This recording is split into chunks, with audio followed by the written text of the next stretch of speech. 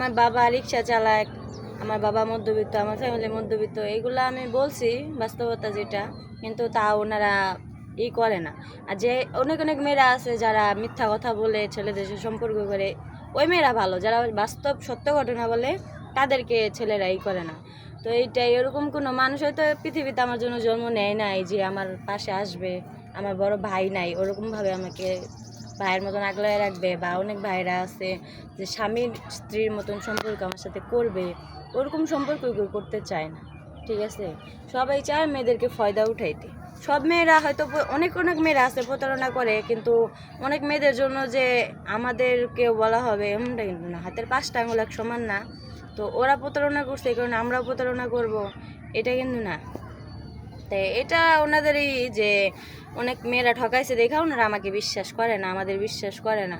তো কিছু কিছু মেয়েদের জন্য আমাদের ক্ষতি। তো যাই হোক, আমি চাই একটা ভালো মনের মানুষ, সে যদি বিবাহিত হয় আমার কোনো সমস্যা নাই, তার বয়স যদি বেশিও হয় আমার তাতেও কোনো সমস্যা নেই।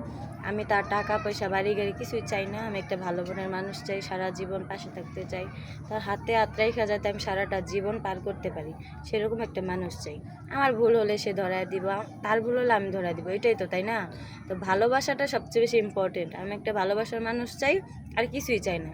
যে আমাকে ভালোবাসতে পারবে, আমার সর্বস্ব দিয়ে আমি তাকে আগলায় রাখবো, ভালোবাসবো।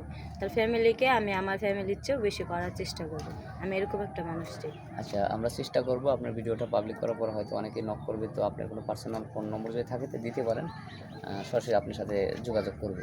না ভাইয়া, আমার পার্সোনাল কোনো ফোন নাই। আমার মার একটা সেলাই মেশিন ছিল, আমার একটা ফোন ছিল। আমার বাবা অনেক কষ্ট করে লোনে আমাকে ফোনটা কিনে দিছিল। তো ওই ফোনটা আর আমার মার সেলাই মেশিনটা দুটোটাই বিক্রি করে দেওয়া হয়েছে। আমি আগে টুকটাক কাজ করতাম, সংসার করতাম, কিন্তু এখন তাও করতে পারি না। বাবা অ্যাক্সিডেন্টের কারণে ওই সব বিক্রি করে বাবার চিকিৎসা করা হয়েছে। 2-2.5 মাস হয়েছে, এই কারণে আমার কাছে কোনো ফোন নাই আর। ঠিক আছে, আপনার দুঃখের কথা আমরা শুনলাম। দর্শকবিন্দু মেয়েটার দুঃখের কথা শুনলেন, তার অবস্থাটা কেমন বা করুণ অবস্থার মধ্যে আছে। তো যাই হোক, তার কোনো পার্সোনাল ফোন নেই। আমাদের স্ক্রিনে আমাদের ইমো নম্বর, হোয়াটসঅ্যাপ দেওয়া থাকবে। কেউ যদি মেয়েটাকে চান বা বিয়ে করতে চান তাহলে এই নম্বরে ফোন দিলেই পাবেন, কিন্তু অযথা কেউ ভিডিও ফোন দেবেন না। সবারই সুস্বাস্থ্য কামনা করে বিদায় হচ্ছি। আল্লাহ হাফেজ।